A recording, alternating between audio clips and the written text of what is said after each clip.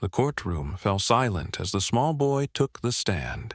His hands trembled as he gripped the wooden railing, his voice barely above a whisper.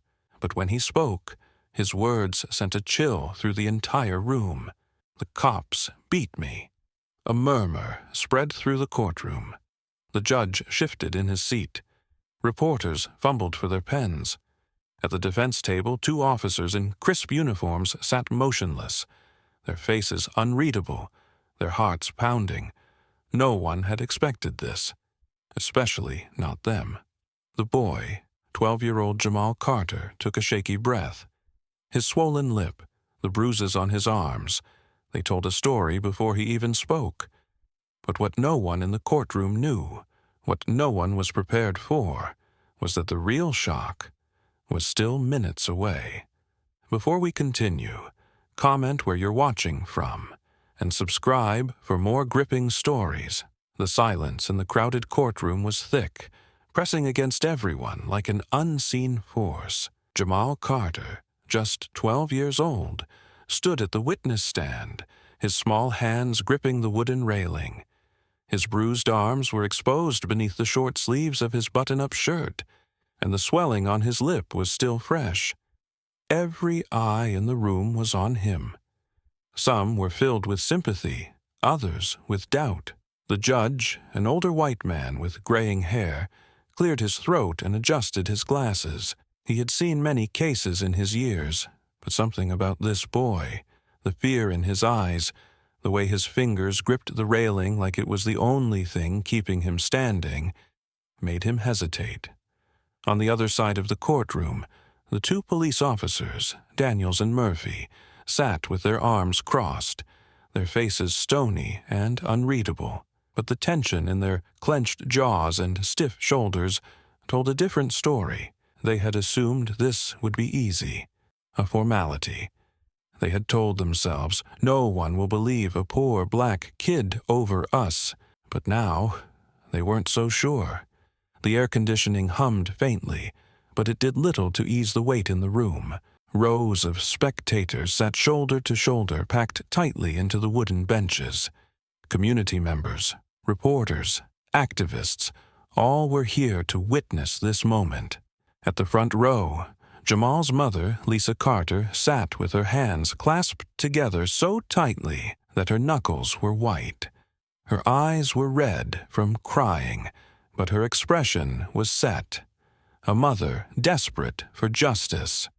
A few rows behind her, journalists scribbled furiously in their notepads, their cameras ready to capture whatever happened next. The nation was watching. Would this be another case swept under the rug? Another victim ignored?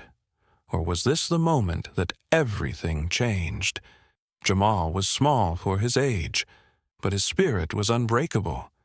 He had spent days in the hospital, recovering from the brutal beating he endured at the hands of the officers sitting just feet away from him. His crime? Riding his bike home. It wasn't stolen. It wasn't illegal. It was his.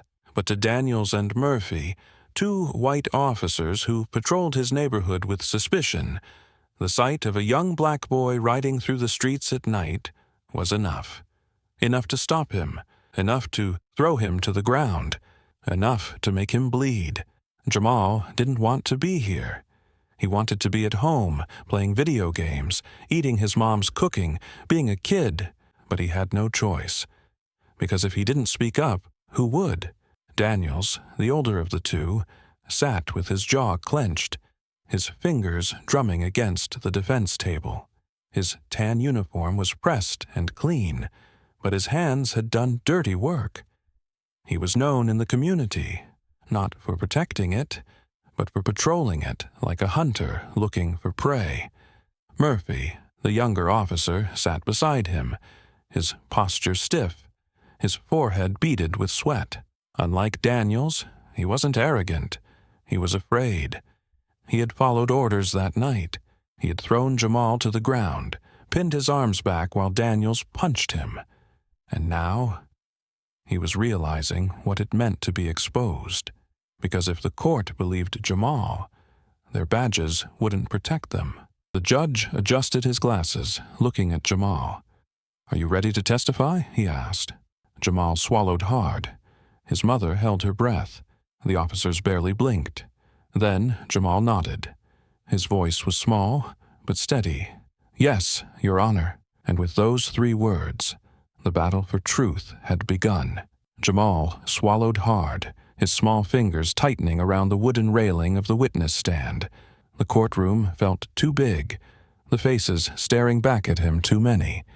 His heart pounded in his chest, but he knew he couldn't back down now. He glanced at his mother. She gave him a small, reassuring nod. The judge leaned forward. "Go ahead, son. Tell us what happened." Jamal took a shaky breath. "I was just riding my bike home." A murmur rippled through the courtroom. Simple words, an ordinary activity. And yet, that night, it had almost cost him his life. Jamal licked his dry lips. He hated remembering it, but he had to. "It was late, but not that late," he said. "I had just left my friend's house. I was on my way home." He paused. His fingers gripped the stand even tighter. "Then I saw the flashing lights." A few people in the audience shifted uncomfortably. They already knew what was coming. They had seen this before. Daniel's attorney stood up. "Objection, Your Honor. The boy is only giving his version of events." Jamal's lawyer, a tall black man named Marcus Lane, adjusted his tie. "Objection overruled, right?" The judge sighed. "Let him speak." Jamal glanced at the 2 officers. Daniel sat with his arms crossed, his expression smug. Murphy looked uneasy. Jamal took another breath. "They told me to stop." "And did you?" Marcus asked. Jamal nodded. "Yeah, I did. But they kept yelling." His voice wavered slightly. "I told them it was my bike. I even showed them my name on the sticker under the seat." Marcus nodded. "And then, what happened?" Jamal hesitated. His mother's hands tightened into fists in her lap. Jamal took another breath, his voice barely above a whisper. "They didn't believe me. Officer Daniels pulled me off my bike, hard. I fell. Then he put his knee on my back." A gasp from the audience. Daniels didn't even blink. Jamal's hands were shaking now. He clenched them into fists. He kept saying I was lying. I told him I wasn't. Then he punched me. Silence. The air in the room felt thick, suffocating. Marcus took a step forward. "He punched you?" Jamal nodded quickly. "Yes, in the ribs. Then again. Then Officer Murphy held me down while he hit me again." Murphy's head snapped toward Daniels. His face went pale. Daniels, however, looked completely relaxed. The audience began murmuring loudly. Marcus waited for it to settle. Then he turned to the judge. "Your Honor, let the record show that the minor has visible bruising consistent with excessive force." Daniel's attorney stood. "This is all hearsay. There is no proof." Jamal's lawyer didn't blink.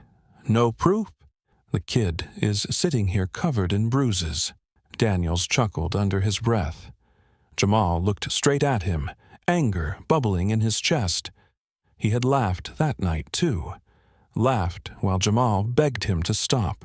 Marcus turned back to Jamal. "What happened next?" Jamal's fingers dug into the wood. "They put me in the car, drove me around for an hour, said they could take me somewhere worse if I didn't shut up." A woman in the audience let out a quiet sob. The judge rubbed his forehead. Murphy shifted in his seat again, visibly uncomfortable. Daniels, still smirking, like he thought this was a game. Marcus took a deep breath. "Jamal, I need you to tell the court. Did anyone see what happened?" Jamal nodded. "Yes." Marcus raised an eyebrow. "Who?" Jamal's voice was steady now. "There's a video." Gasps filled the courtroom. Daniels finally reacted. Murphy's eyes widened in horror. And for the first time since this trial started, The officers looked afraid. A chill spread through the courtroom as Jamal's words echoed in the silence. "There's a video." Daniels, who had been lounging comfortably in his seat, stiffened. Murphy, already pale, looked like he might faint. Jamal's lawyer, Marcus Lane, took a step forward, his voice calm but firm. "A video, Jamal?" Jamal nodded. "Yes, someone recorded everything." A ripple of whispers spread through the audience. Daniel's attorney stood quickly. "Objection, Your Honor. We haven't seen any such evidence." Judge Harrison adjusted his glasses, his eyes narrowing. "Mr. Lane, do you have this video?" Marcus didn't hesitate. "Yes, Your Honor, and we are prepared to present it now." The tension in the room shifted instantly. Daniels leaned toward his lawyer, his voice low but sharp. "You told me they had nothing." The lawyer swallowed nervously. I thought they didn't, but it was too late. The truth was about to come out. A court officer rolled in a TV screen as a clerk connected the USB drive to the system. The audience held their breath.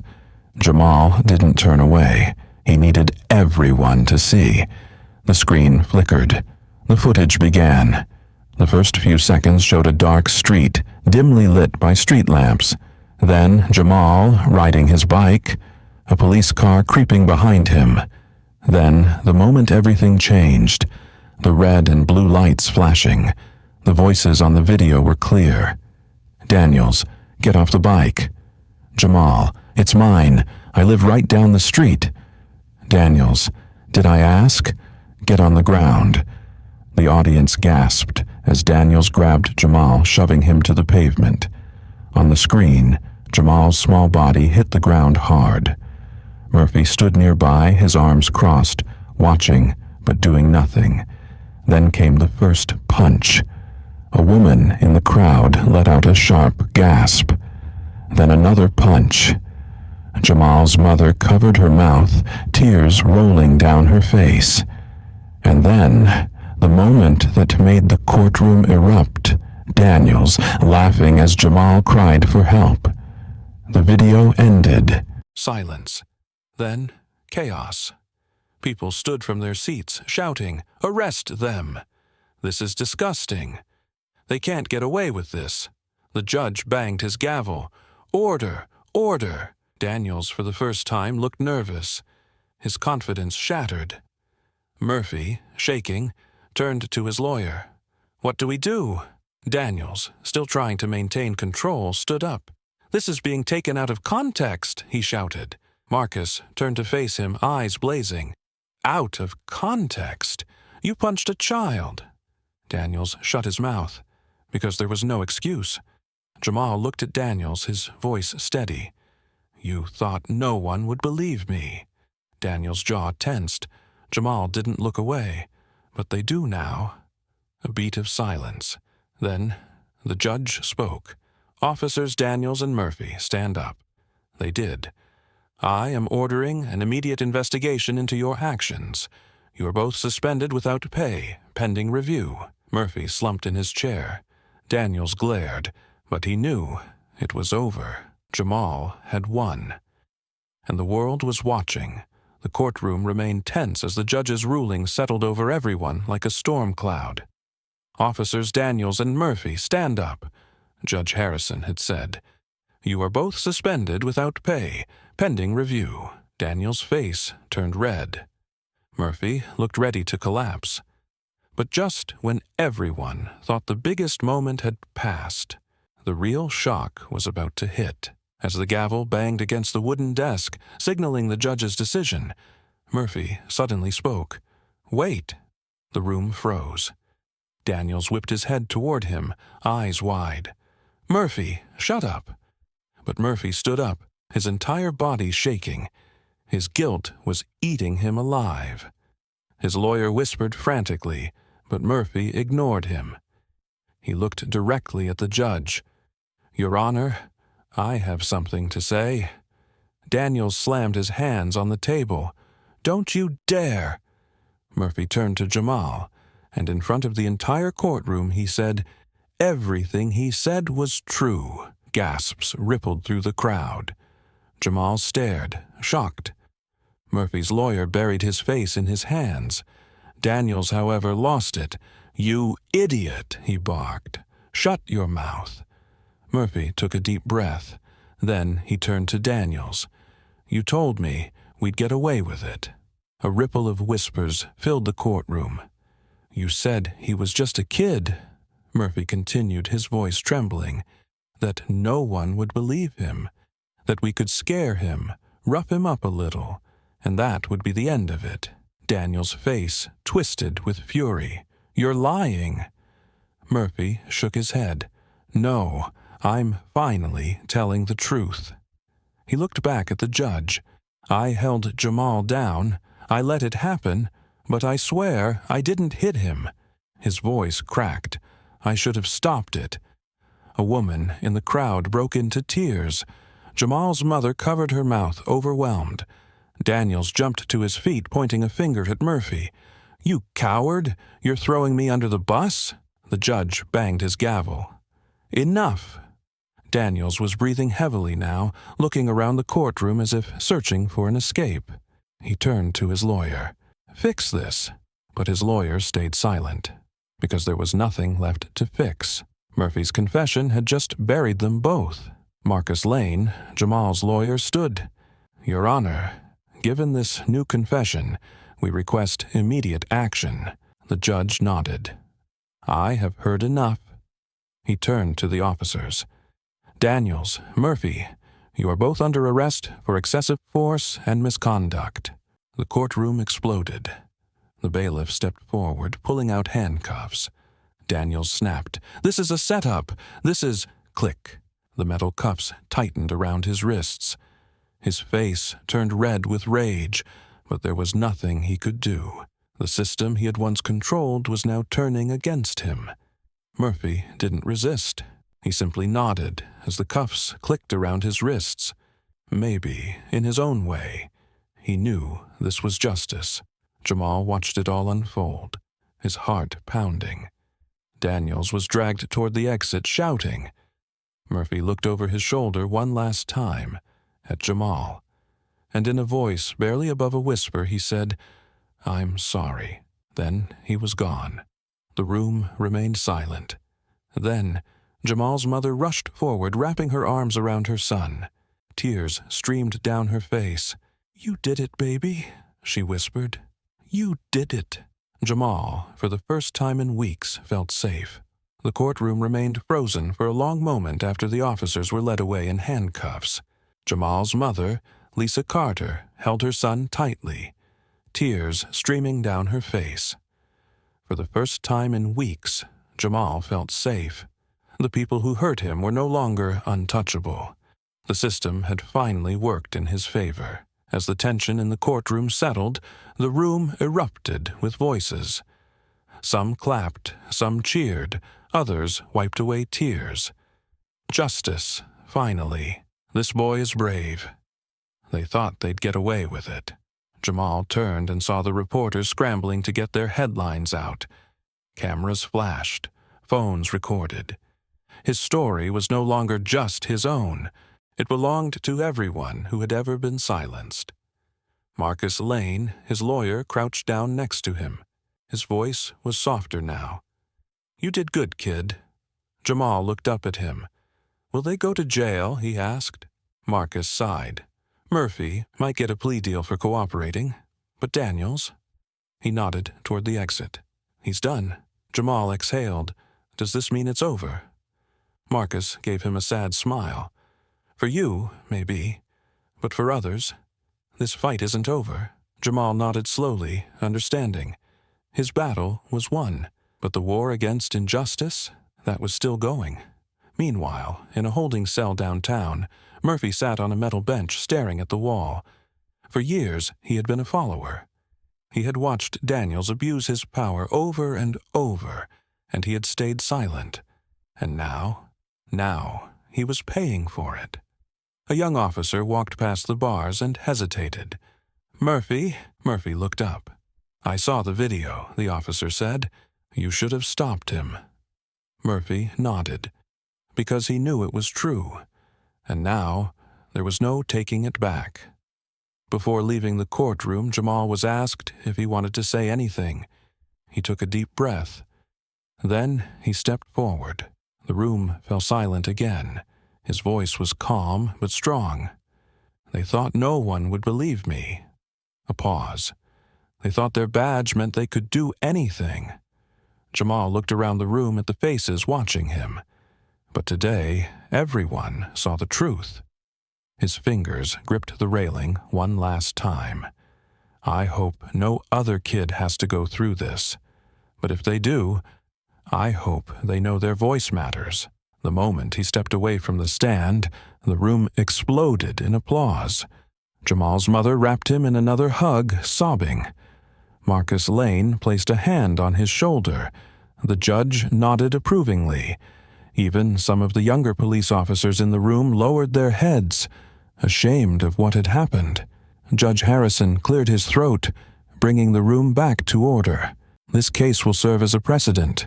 No one is above the law, not even those who enforce it." He turned toward Jamal's lawyer. "Mr. Lane, I expect you'll continue fighting these cases." Marcus nodded. "As long as there are people like Daniels, we'll be here." As Jamal and his mother left the courtroom, he felt lighter. The bruises on his skin would fade. But the impact of his voice, that would last forever. His story wasn't just about him anymore. It was about every black boy who had ever been stopped for no reason, every mother who had feared for her child, every person who had ever been told their truth didn't matter. But now they knew better, because today a 12-year-old had stood up against the system and won. Jamal stepped outside the massive courthouse doors, his mother's hand gently holding his. The afternoon sun felt warmer than before, brighter, like a new beginning. Reporters surrounded them, microphones pointed in their faces, cameras flashing. "Jamal, how does it feel to have won?" one journalist asked. Jamal paused, thinking carefully before he answered. "I didn't win. The truth won." His words hit deep. Even the reporters fell silent for a moment. Jamal wasn't just a boy who spoke out. He became a symbol of what happens when courage outweighs fear. A symbol of justice, catching up with those who thought they were untouchable. This wasn't just his victory. It was for every person who had been silenced before him, for every family who had lost a loved one to police brutality, for every kid who had ever been told their truth didn't matter. Now, we ask you, do you think justice was truly served? Should the punishment have been harsher? Let us know in the comments. Your voice matters. If you believe in fighting for truth and justice, like this video, share it, and subscribe for more stories that expose corruption and inspire change. Because justice isn't given, it's demanded. Thank you for watching. See you in the next powerful story.